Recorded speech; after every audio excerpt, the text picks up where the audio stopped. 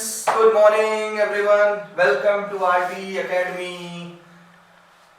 और मैं आपका बायोलॉजी मेंटर नागेंद्र साहब। फ्रेंड्स, लास्ट लेक्चर जो वीडियो आपने देखा होगा मेरा, वहां पे मैंने किंगडम प्रोटिस्टा को क्लेरिफाई करना चालू किया था। मैंने आपको लास्ट लेक्चर में बताया था कि किंगडम प्रोटिस्टा के 5 क्लासिफाई किया था मैंने, और मैंने आपको फंडा भी उसका बताया था। करी दी यू पर सड़ गया हूँ, chrysophytes, dinoflagellates, euglenoids, slime moulds and protozoa. हमने उसमें 2 क्लासेस को पढ़ भी लिया था, जहां पर हमने पढ़ लिया था हमारे क्राइसोफाइट्स को, जहाँ पे गोल्डन एल्गी एंड डायटम्स आए। हमने वहीं पढ़ लिया डायनोफ्लैजेलेट्स को।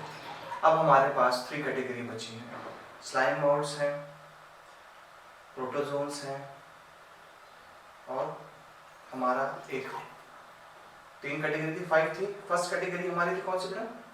Chrysophytes. Second category dinoflagellates and third euglenoids भी फिनिश हो गया था। अब हमारे पास 2 बचते हैं, जिसमें से हमारा जो सेकंड लास्ट है वो है slime moulds and last one is protozoans. चलिए स्टार्ट करते हैं, लेकिन स्टार्ट करने से पहले सभी को ये कहते हैं कि प्लीज हमारे वीडियोस के प्रीवियस वीडियोस को देखते चलें, हमारे जो भी लिंक्स हैं उसको शेयर करते चलें, जिससे ज़्यादा से ज़्यादा बच्चों को फायदा हो सके।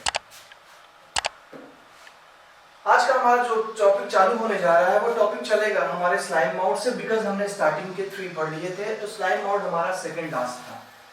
स्लाइम माउट्स क्या है? आपको लग रहा होगा स्लाइम माउट से कोई नई चीज आ गई है। देखिए, स्लाइम माउट्स नई चीज नहीं है। स्लाइम माउट्स कोई नई चीज नहीं है, बस थोड़ा चेंज है। ये वही है जो नॉर्मल एक फंजाई होता है। ये भी फंजाई का ही दूसरा रूप है। ये भी फंजाई का ही एक हमारा दूसरा रूप है।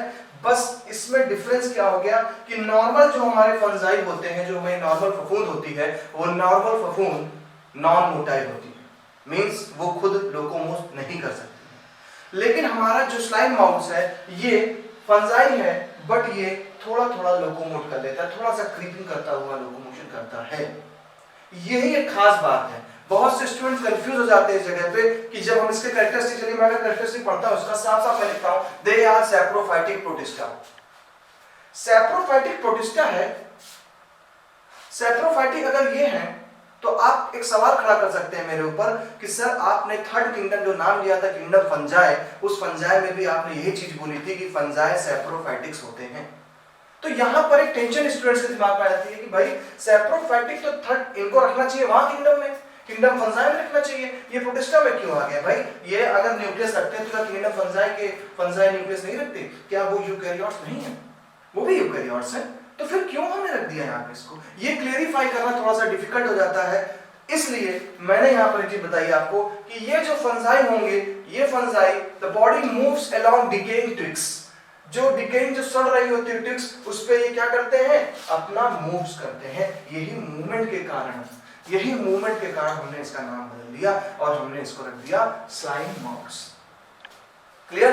ये तो क्लियर हो गया ना? क्या डिफरेंस है बेसिक किंगडम फंजाई की फंजाई में और इसमें? तो सबसे पहला बेसिक डिफरेंस तो यही है कि ये जो फंजाई हैं, ये फंजाई मूव करते हैं डिकेइंग ट्विग्स पे। ट्विग मतलब लकड़ी का टुकड़ा जो सड़ रही है, डिकेइंग, उस पे मूव करते हैं।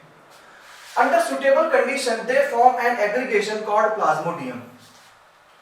ये क्या है? देखिए, जब इनको एक सुटेबल कंडीशन मिलती है, जब इनको एक सुटेबल कंडीशन मिली कि अच्छा इनके हिसाब से टेम्परेचर, अच्छा पीएच, सब कुछ इनको मिल रहा है, तो ये एक स्ट्रक्चर बनाते हैं, एक जिससे रिप्रोड्यूस करेंगे, उसे बोलते हैं प्लाज्मोडियम।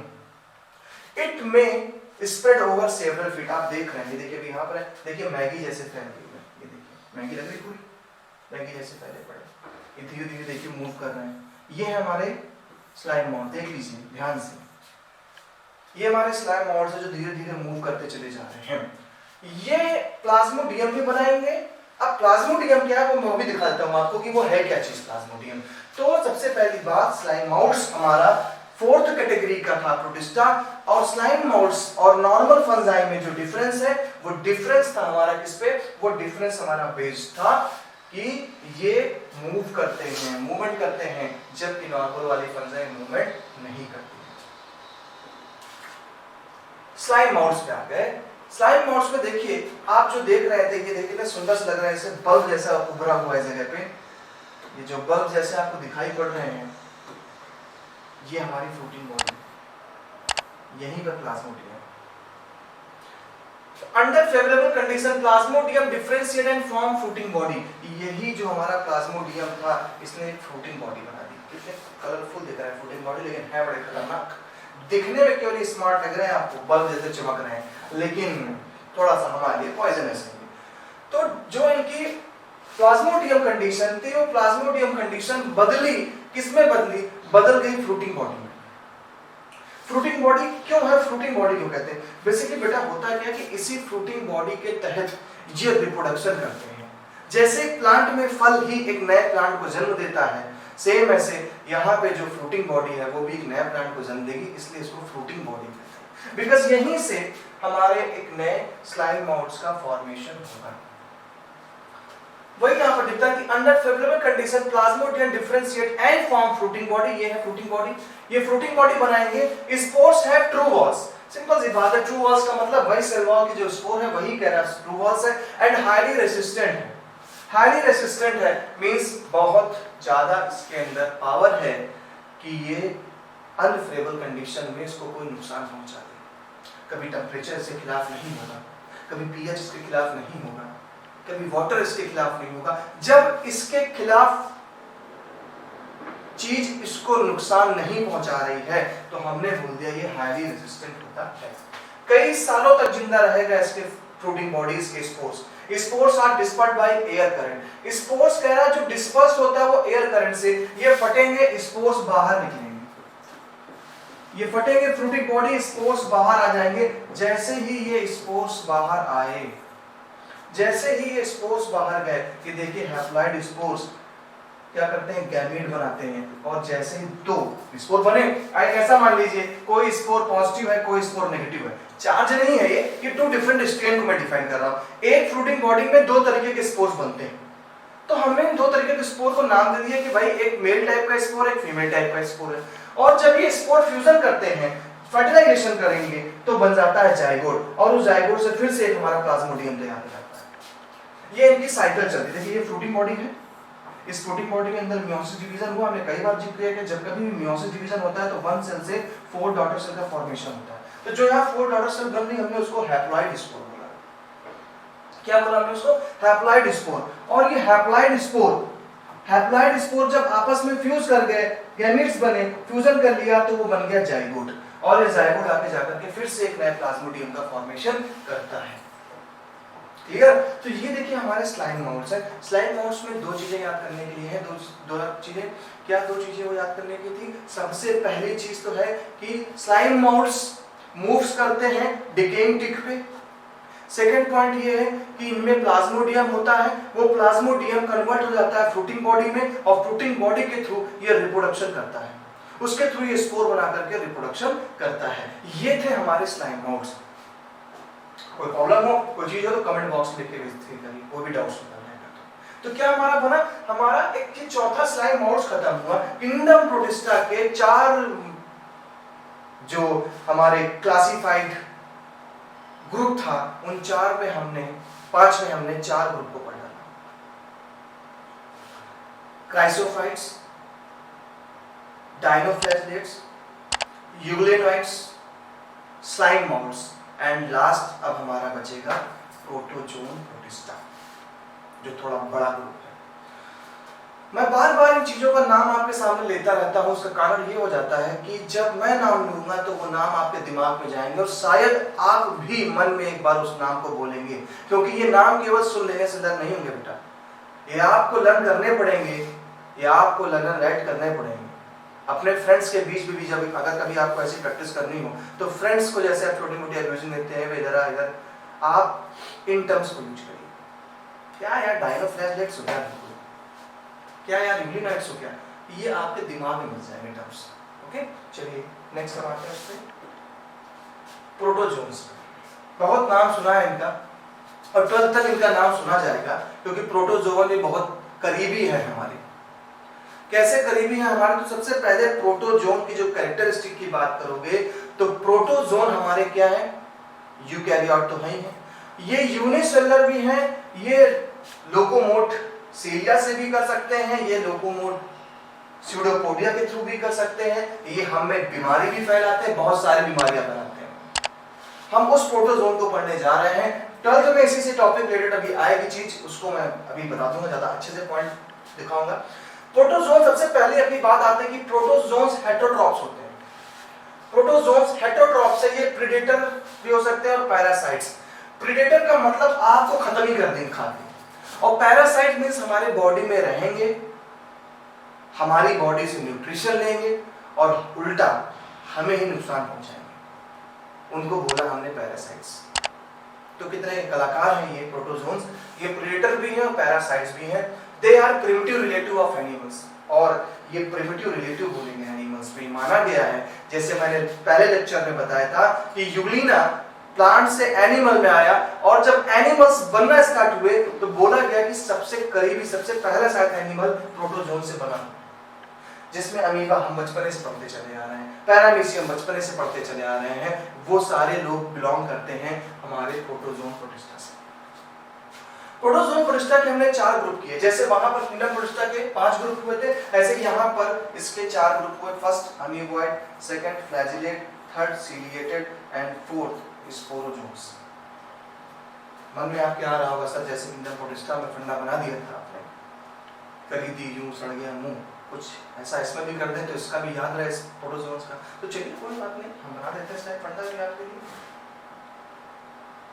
देखो ध्यान से देखना, अम्मा फ्लैग, अम्मा फ्लैग सिलो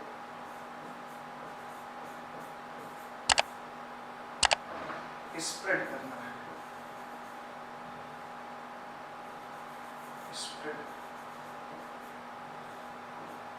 करना।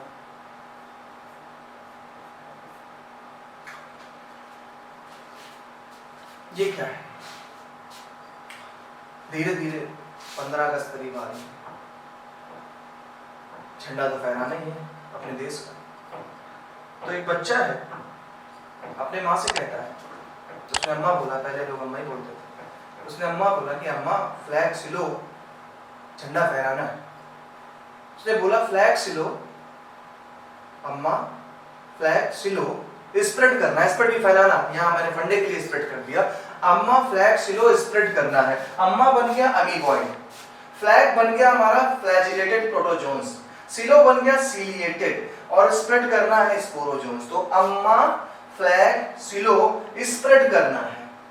तो ये फंडा देख लीजिए बार बार, और इसको फंडे को अपने बगल में लिख करके लर्न किया करिए कि अम्मा फ्लैग सिलो स्प्रेड करना है। देखिए दो जो डिफिकल्टीज हमारे पास किंगडम प्रोटिस्टा में आई थी कि इनके क्लासिफिकेशन को कैसे लर्न किया जाए, उस क्लासिफिकेशन को सॉल्व करने के लिए हमने आपको ये चीज बताई है। पहला था करी दी यूं सड़ गया मुंह, chrysophytes, dinoflagellates, slime moulds, euglenoids, protozoans. अब जब हम प्रोटोजोन्स में आ गए तो प्रोटोजोन में भी 4 क्लासिफिकेशन हो गए। तो हमें इसका लर्न करने के लिए क्या फंडा आ गया?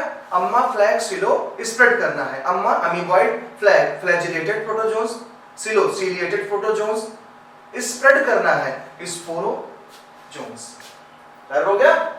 Okay good. ऐसे ही वीडियो में आपको ऐसे ही चीजें देता रहूंगा। फंडे बायो में मैंने स्टार्टिंग में बोला भी था कि मैं बायो को रटाने नहीं आया, ये भी एज अ मैथमेटिक्स आपके समझ में आएगी, बस थोड़े से मेरे फंडों को फॉलो करते रहे। चलिए जब बात आ गई, हमने लर्न कर डाला कि प्रोटोजोन की हमारी कैटेगरी हमें तैयार हो गई, हमें अब लर्न हो गया। हमसे कोई पूछेगा यार प्रोटोजोन की कैटेगरी बताओ, तो लोग इसको रट्टा मारेंगे, अरे पहले तो क्या था अमीबॉइड था, फिर सीलिया थी कि फिर फ्लैजिलेटेड था, और कंफ्यूजन। तो आप बस याद रखिए अम्मा फ्लैग सिलो स्प्रेड करना है, अम्मा अमीबॉइड, फ्लैग फ्लैजिलेटेड, सिलो सीलिएटेड, स्प्रेड करना है स्पोरोजोन। सिंपल सा। चलिए एक एक का मैटर खत्म करते हैं। सबसे पहले अमीबॉइड प्रोटोजोन्स को निपटाते हैं। अमीबॉइड प्रोटोजोन्स आ गए, बचपने से इनका हमारा साथ रहा है, क्योंकि बचपने से हम अमीबा के बारे में पढ़ते रहे और उन्हीं के नाम से चुनाया गया और बनाया गया अमीबॉइड प्रोटोजोन्स। अमीबॉइड प्रोटोजोन्स में अमीबा तो है ही है।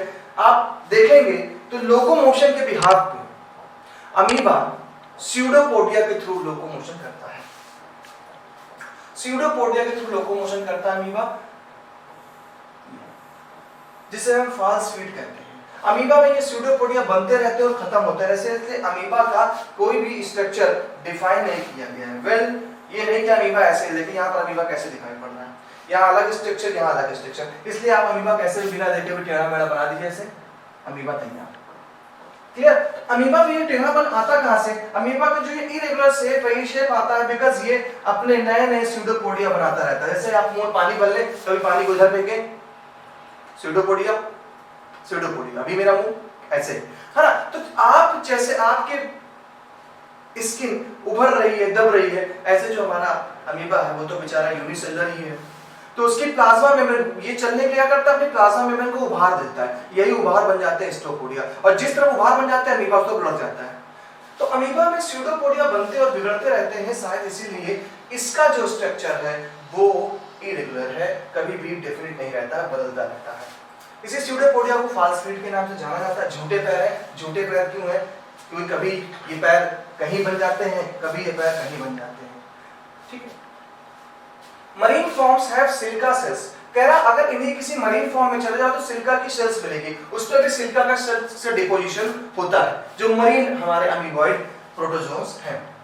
सम आर पैरासाइट्स, पैरासाइट्स की बात करिए तो एंट अमीबा आ गया, पॉन्ड में पाया जाने वाला अमीबा, और जो एनसीईआरटी लिख देती है एक चीज एंट अमीबा, ये दोनों में डिफरेंस क्या है?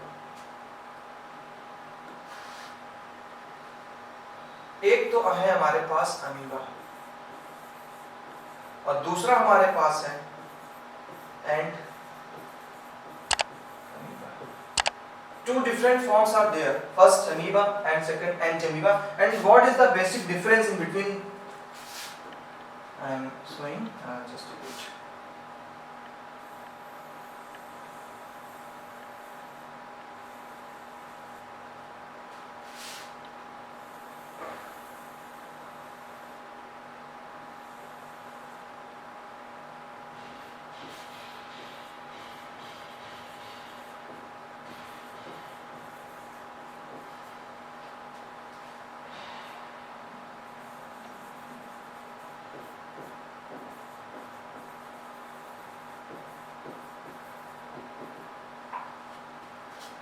आपके पास डायग्राम ए है एंड डायग्राम बी, दोनों में डिफरेंस देखिए।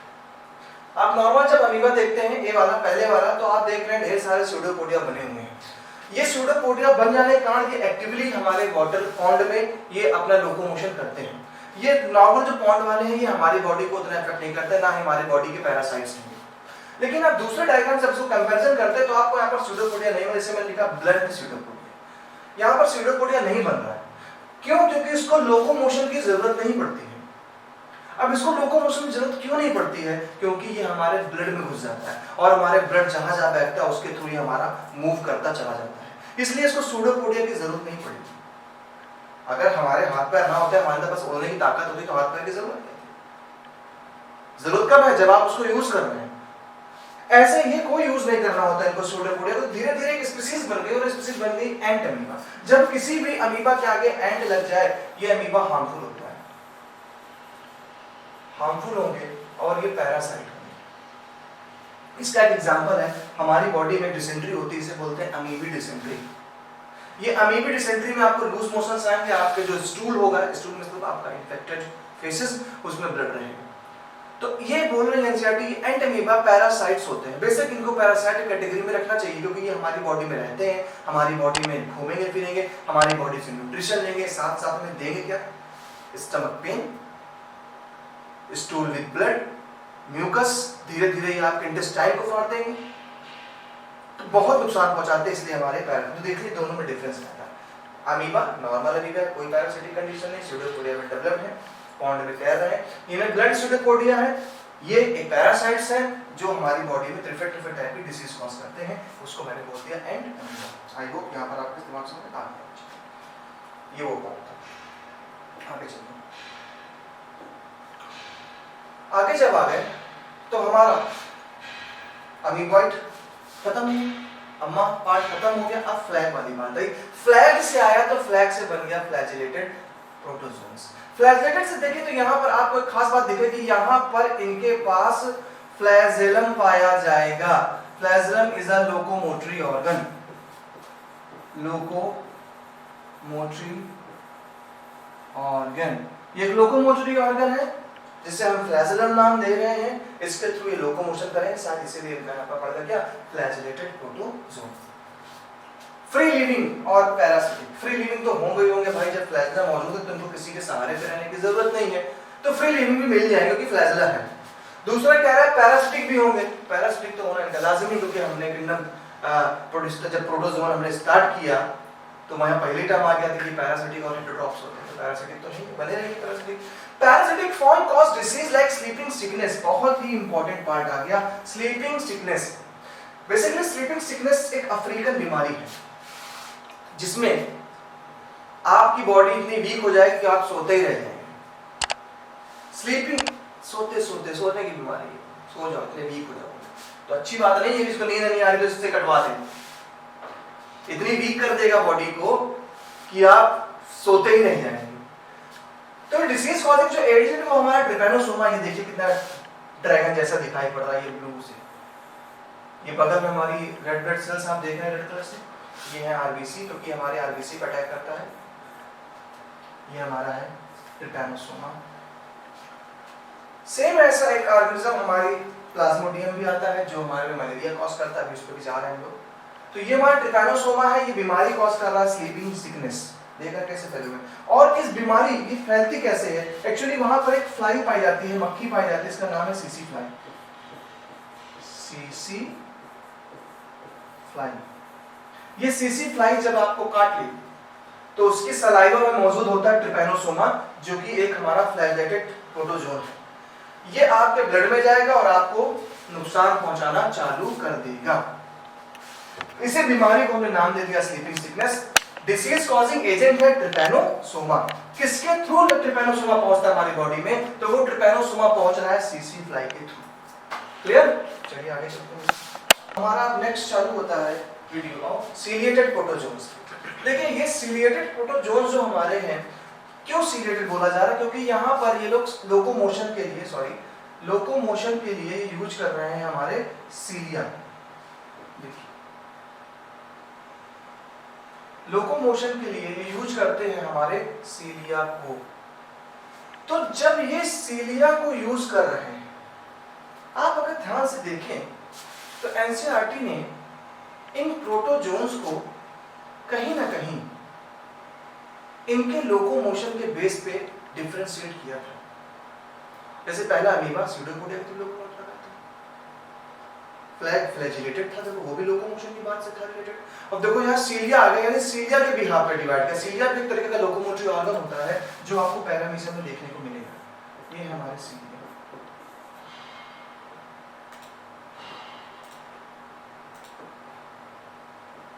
ये हमारी सीलिया है जो एक तरीके का हमारा क्या है, पैरामीशियम को लोकोमोशन प्रोवाइड कराता है। तो आप देख रहे हैं यहाँ जो चौथा पार्ट है, चौथा पार्ट हमारा, थर्ड पार्ट हमारा सीलिया वाला आया। यहाँ सीलिया के थ्रू लोकोमोट कर रहा है, इसके पहले फ्लैजिला के थ्रू लोकोमोट कर रहा है, उसके पहले स्यूडोपोडिया के थ्रू लोकोमोशन कर रहा है। तो ये दिमाग में एक चीज रखना है कि लोकोमोशन के बिहाफ पे किया। तो इसको क्लासिफाई करते समय चीज याद रखेंगे, यानी अम्मा यानी अमीबॉइड स्यूडोपोडिया के थ्रू कर रहा था, फ्लैजिलेटेड फ्लैजिला के थ्रू लोकोमोशन कर रहा है, सीलिएटेड सीलिया के थ्रू लोकोमोशन कर रहा है। चलिए आ जाइए सीलिया के पास। तो एक्वाटिक एक्टिवली मूव यूजिंग सीलिया, ये एक्टिव एक्वाटिक होते हैं, ये भी फ्रेश वाटर में, पॉन्ड वाटर में आपको मिलेंगे। सीलिया यूज करते हैं अपना ये किसके लिए, लोकोमोशन के लिए। They have cavity gullet that opens to outside. Gullet का मतलब होता है जैसे कि हमारे में बकल कैविटी है, ऐसे इनकी भी एक खाली कैविटी होती है, बल्कि गलेट बोलते हैं उसको है जो हमारी ओपनिंग ऑफ माउथ होती है, ओपनिंग ऑफ फूड पाइप। जैसे हमारी बॉडी में हमारा फूड, हमारा फूड एसोफेगस में जब फूड हमारा फूड पाइप में जाता है तो जिस पाइप के थ्रू जाता है उस पाइप को हम बोलते हैं क्या, वो जो ओपनिंग है वो ओपनिंग हमारी क्या, गलत। तो गलत यहाँ पर भी है, ये गलत के थ्रू क्या करता है, गलत के थ्रू क्या करता है, ये फूड को पकड़ करके चला गया इसकी बॉडी में और यहाँ पर आ जाते हैं डाइजेस्टिव एंजाइम्स जो हमारे इस फूड को डाइजेस्ट करना स्टार्ट कर देते हैं।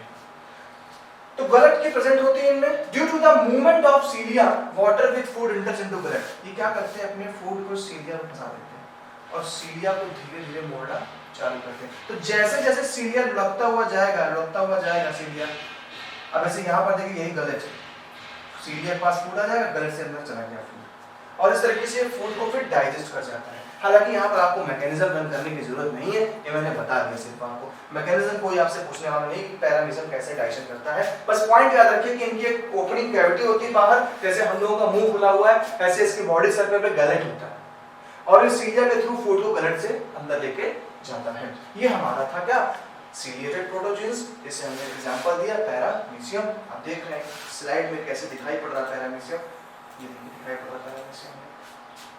ओके, नेक्स्ट चलते हैं, हमारा आखिरी टॉपिक 3 को तो हमने सफर पूरा कर लिया। अब आती है बात स्प्रेड करने वाली बात कि हमें स्प्रेड करना है। फिर से मैं एक बार उस फंडे का नाम लूंगा जिससे आपके दिमाग में नाम बना रहे। फंडा था, वेरी गुड, आप लोग रिवाइज करें अपने मन से, अम्मा, फ्लैग, सिलो, स्प्रेड करना है, स्प्रेड करना है, स्प्रेड करना है। अम्मा, अमीबॉइड, फ्लैग, फ्लैजिलेटेड, सिली, सीलिएटेड, स्प्रेड करना है स्पोरोजोन्स। आई होप इतनी आसानी से जो फंडा दे दिया आपको एक काफी ऊंचाई तक लेके चला जाएगा। जब आप किसी दूसरे बच्चे से बात करेंगे तो आपको फंडे आपके जुबान पे रहेंगे, आपको कैटेगरी आसानी से बन जाएगी। तो स्पोरोजोन्स पे अगर हम जाते हैं तो स्पोरोजोन्स की बात क्या है, देखिए यहाँ पर स्पोर एक टर्म आया, उससे बना स्पोरोजोन। कहते हैं they have infectious spore like stage. इसको स्पोरोजोन इसलिए बोला क्योंकि ये एक इन्फेक्शन फैलाने वाला, बेसिकली ये बहुत ही खतरनाक पैरासाइट है और सबसे ज्यादा जो ये इसने कब्जा जमाया है चारों प्रोटोजोन्स में, वो सबसे ज्यादा कब्जा इनका है ऐसा, क्योंकि ये बीमारी बहुत फैलाते हैं। तो कह रहा है कि भाई इसमें एक ये अपनी लाइफ साइकिल में एक इन्फेक्शियस स्टेज बनाता है।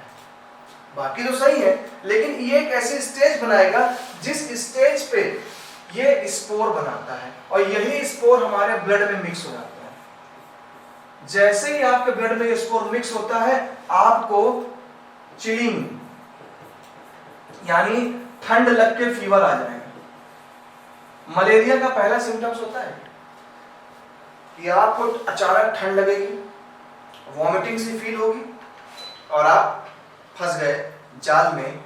किसके जाल फंस गए, मलेरिया पैरासाइट के जाल में फंस गए, फिर आपको मलेरिया हो जाती है। आज तो मलेरिया कॉमन डिसीज सी हो जाती है, सही हो जाते हैं, लेकिन अफ्रीका कंट्री में न जाने कितने लोग पहले मलेरिया से मारे जाते थे, कोई इलाज नहीं था इसका पहले, लेकिन अब तो इतने सारे मेडिसिन हैं, सस्ती मेडिसिन है, खाइए बच जाइए। तो स्पोरोजोन्स क्यों बोला गया, क्योंकि यही वो प्रोटोजोन्स है जो अपने लाइफ में एक इन्फेक्टेड स्टेज बनाते हैं और उस इन्फेक्टेड स्टेज में जो बनाया स्ट्रक्चर इन्होंने उसको हम नाम दे देते हैं स्पोर। क्लियर? इसका एग्जांपल दे रहे हैं प्लाज्मोडियम। एग्जांपल हमारे पास है प्लाज्मोडियम जो कि एक मलेरियल पैरासाइट है, इट कॉजेज मलेरिया।